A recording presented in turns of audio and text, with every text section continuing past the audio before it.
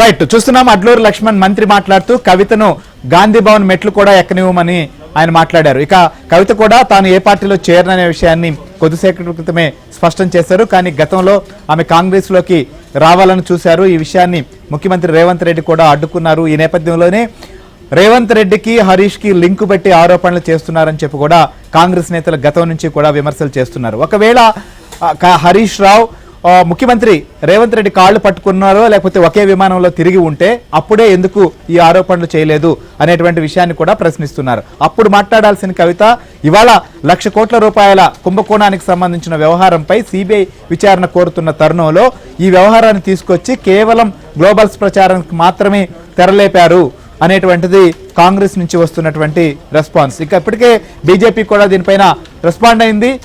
కవితకు సంబంధించిన విషయంలో కవితకు బీఆర్ఎస్ పార్టీకి మధ్య జరుగుతున్నటువంటి ఈ రగడ కేవలం అది వ్యక్తిగత కుటుంబ కలహంగా మాత్రమే, మూడు ముక్కలాట్లో భాగంగా మాత్రమే జరుగుతోందనేది అటు బీజేపీ కావచ్చు ఇటు కాంగ్రెస్ చెప్తున్నటువంటి వాదన. సో అయితే ఇప్పుడు కవిత ఒక విషయాన్ని అయితే స్పష్టం చేయాల్సి ఉంది. అది కేవలం నెక్స్ట్ స్టెప్ ఎలా ఉండబోతోంది, ఆమె పార్టీ పెట్టేటువంటి పరిస్థితుల్లో ఆ పార్టీ పేరేంటి, పార్టీ ఎలా ఉండబోతోంది, ఇప్పటికీ కూడా ఆమె జై కేసీఆర్ అంటోంది. సో ఈ నేపథ్యంలో ఆమె వ్యూహం ఏంటి, జై కేసీఆర్ అంటూ లేకపోతే ఇక్కడ కేటీఆర్ ను కూడా ఈ మొత్తం ఎపిసోడ్ లో చూస్తే కేవలం హరీష్ రావు సంతోష్ రావును మాత్రమే టార్గెట్ చేసినటువంటి కవిత ఇటు కేటీఆర్ ను కానీ అలానే కేసీఆర్ ను కానీ పల్లెత్తు మాట కూడా మాట్లాడలేదు. కేవలం జరుగుతున్నటువంటి కుట్రలను మాత్రమే గుర్తించాలంటూ కూడా మాట్లాడారు. సో దీని వెనక కూడా ఏమైనా ప్రత్యేక వ్యూహం ఉందా?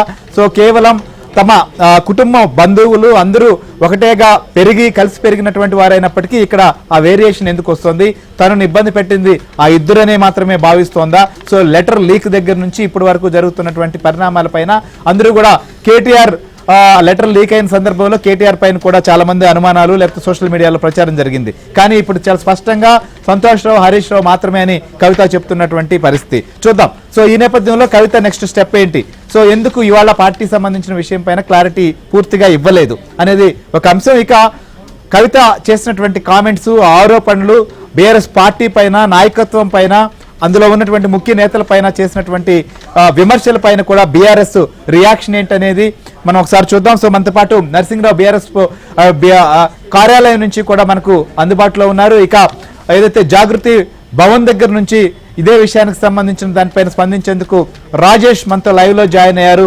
ఇక ఫామ్ హౌస్ లో కూడా ముఖ్య నేతలతో కేసీఆర్ సమావేశం జరుగుతోంది. సో అక్కడి నుంచి ఎలాంటి రియాక్షన్ ఉండబోతుందో కూడా మనం సుభాష్ అడిగి తెలుసుకుందాం. సో ముందుగా ఒకసారి రాజేష్ దగ్గరికి వెళ్దాం. రాజేష్ ఏంటి, సో ఆమె అన్ని అంశాలు మాట్లాడారు కానీ పార్టీ సంబంధించిన అంశం పైన ఏ పార్టీలో చేరనన్నటువంటి కవిత రాజకీయంగా ప్రజలకు దగ్గరగా ముందుకు పోతామని చెప్పినటువంటి కవిత స్టెప్ ఏంటి, ఆమె పార్టీ కానీ పార్టీకి సంబంధించిన అంశాన్ని ఇవాళ ప్రకటించకపోవడానికి వెనక ఏమైనా వ్యూహం ఉందా లేకపోతే ఇంకా ఒక క్లారిటీకి రాలేదా?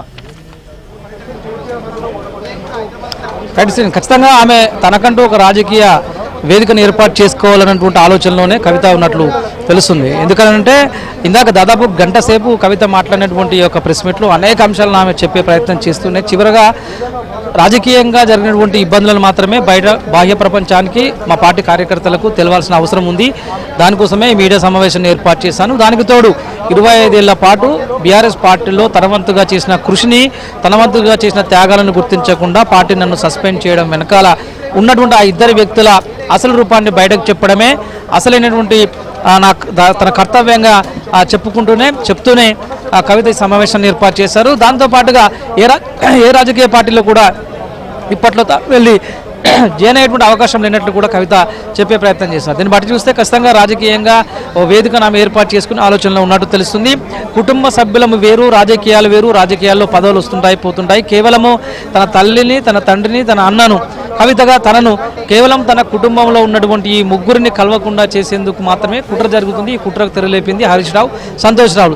ఈ ఇద్దరు వ్యక్తులు పార్టీని అదేవిధంగా అంతర్గత విషయాలను, కుటుంబంలో జరిగేటువంటి విషయాలను కూడా పేపర్లలో ఇతరత్ర మాధ్యమాలలో పెద్ద ఎత్తున రాస్తూ లీకులు ఇస్తూ పార్టీ ప్రతిష్టకు, కేసీఆర్ వ్యక్తిగత కుటుంబానికి సంబంధించిన ప్రతిష్టని దిగజారుస్తున్నారు. కాబట్టి నేను నోరు విప్పాల్సి వచ్చింది. అంతర్గతంగా కుటుంబ వ్యవహారాలలో జరిగిన అనేక అంశాలను బయటకు చెప్పదలుచుకుంటే కనుక బాగోదు, ఇది చెప్పాల్సిన అవసరం కూడా లేదు, తను చెప్పకూడదు అంటూ నిర్ణయం తీసుకున్నాను కాబట్టి రాజకీయంగా ఈ విమర్శలు చేస్తున్నట్లు కవిత చెప్పారంటే ఖచ్చితంగా భవిష్యత్తులో ఆమె రాజకీయంగా ఒక వేదికను ఏర్పాటు చేసుకోబోయే అవకాశం ఉంటున్నట్లే తెలుస్తుంది. ఎందుకంటే కవిత జరుగుతున్నటువంటి దాదాపు మే 20వ తేదీన ఇన్సిడెంట్ బయటకు వచ్చినప్పటి నుంచి కవిత ఏదో ఒక రూపంలో ఇతరత్ర మాధ్యమాల ద్వారానో సోషల్ మీడియా వేదికగా ఇతరత్ర కార్యక్రమాల ద్వారా నిరసనల ద్వారా అనేక అంశాల ద్వారా తన నిరసనను అధిష్టానానికి పార్టీ అధ్యక్షునికి వర్కింగ్ ప్రెసిడెంట్ నోటీసులు పెట్టేందుకు ఆమె ప్రయత్నం చేస్తున్నారు. అప్పటి నుంచి ఇప్పటి వరకు 103 రోజుల వ్యవధిలో ఒక్కసారి కూడా పార్టీ నుంచి అఫీషియల్గా తనను సంప్రదించలేదు, మాట్లాడేటువంటి అవకాశం ఉన్నప్పటికీ కూడా తన